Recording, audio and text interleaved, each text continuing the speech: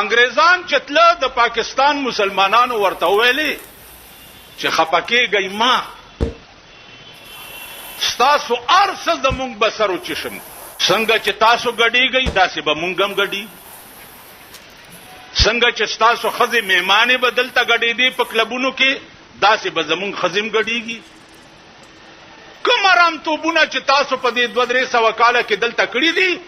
ټول رام توبونه مونږ یاد کړی دي او دا بکو نن بیګاله بکیږي کنه بنګ بنګ مکوي نن بیګاله بکی چاوګدی پکړای جوړی کړی دي پډین پلازا باندې د یوې جړه د پلاستیکو یو ګډای جوړه کړی ده پډین پلازا نو هغه د ابل اورز راشي دا ټاکي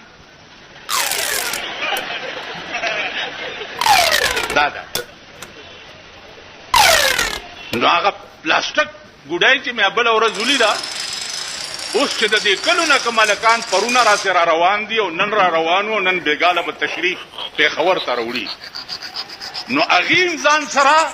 په ډېټسنو کې دمان کې نولې دي او مغه چل ورته لکانو د مور وادم دې دویم میړه ته ودیږي که خزم دویم سړی ته ودیږي که خورم بل و سړی ته ودیږي ولې غړېږي تاسو ذلیل قوم نه بدا ذلت نه وزي دا دمتوب او کنجرتوب به تاسو پرېدای نه واورئ په خدای قسم درته خورم چې د اسمان ارادې ګوره دی پاکستان ته خې نه دي د اسمان ارادې درته خې نه دي دوه کاره وکئ د عیاشۍ مرکزونه ختم کړئ خزه کنټرول کوي